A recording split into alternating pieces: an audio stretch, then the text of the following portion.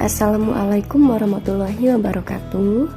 Halo, nama saya Rara Sarasmita. Saya mengajar di SMP Negeri 1 Wonosegoro, Kabupaten Boyolali. Alhamdulillah, saya sudah menyelesaikan pembelajaran 1-6 hingga tuntas dalam pelatihan program guru belajar seri Semangat Guru Kemampuan Non-Teknis dalam Adaptasi Teknologi. Di sini saya akan melakukan pengimbasan dari program tersebut. Silahkan diperhatikan. Tujuan dari pelatihan ini adalah untuk memberikan pembekalan kemampuan non-teknis bagi para guru dalam proses adaptasi teknologi, di mana integrasi teknologi dan kemampuan non-teknis ke dalam kelas dapat menginspirasi kolaborasi, komunikasi, pemikiran kritis, dan kreativitas sehingga berdampak lebih besar terhadap hasil belajar.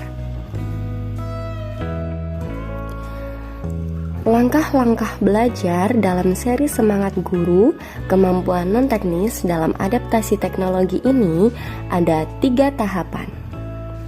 Yang pertama, peserta mendaftar di portal Guru Belajar dan Berbagi melalui laptop ataupun smartphone Bapak atau Ibu guru.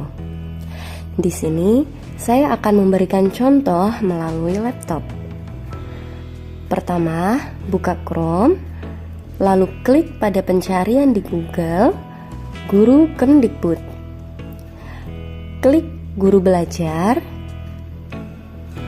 Setelah itu, pilih seri Semangat Guru.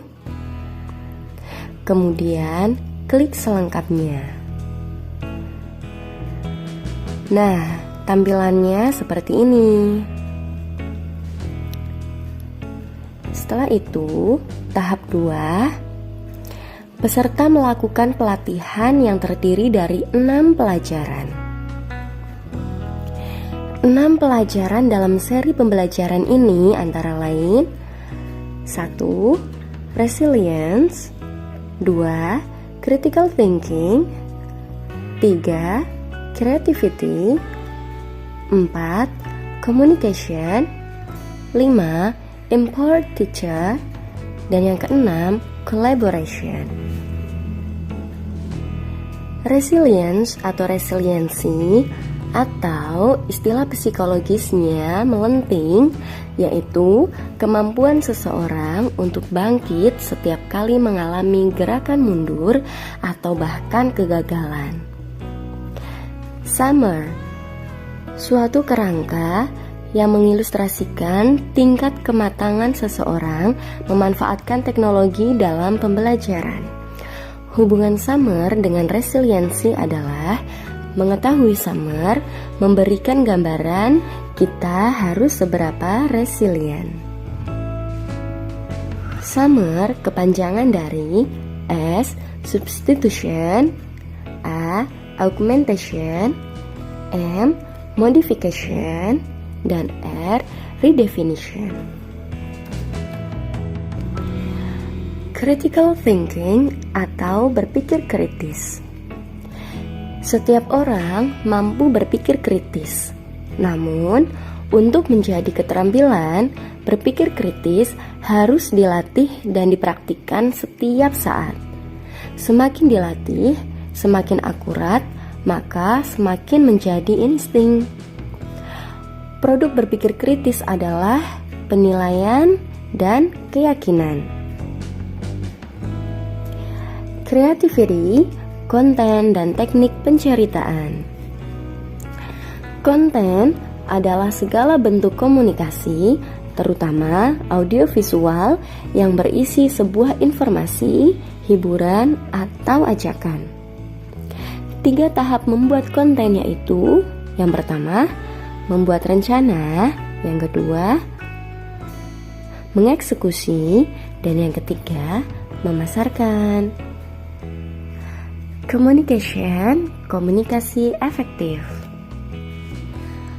Proses pertukaran ide, pemikiran, pengetahuan, dan informasi yang disajikan dengan cara yang paling dipahami oleh penerima sehingga tujuan atau niat dapat terpenuhi sebaik mungkin. Proses perubahan memerlukan kolaborasi. Kolaborasi memerlukan komunikasi yang baik. Hasil kolaborasi dan komunikasi yang baik akan menghasilkan hubungan yang baik pula. Selanjutnya, Empowered Teacher, penerapan kelas campuran. Penerapan kelas campuran menyajikan pembelajaran yang optimal karena bisa menyediakan pengalaman belajar kepada peserta didik sesuai kebutuhan dan pola belajarnya. Penerapan kelas campuran bersifat luas, baik untuk memenuhi kebutuhan peserta didik, ketersediaan fasilitas belajar, keberagaman akses internet dalam kondisi pandemi yang tidak pasti, serta memungkinkan bagi guru untuk memandu peserta didik menguasai kompetensi abad ke-21, yaitu 4C, 4C, Critical Thinking, Creativity, Collaboration, and Communication.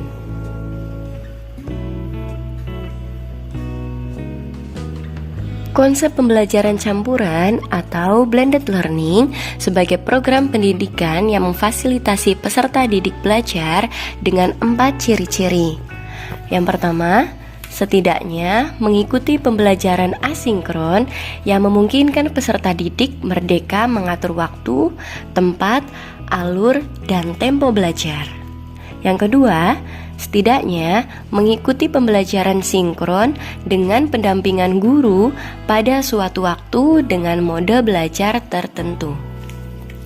Yang ketiga, menghubungkan beragam modalitas program atau mata pelajaran suatu pengalaman belajar berintegrasi.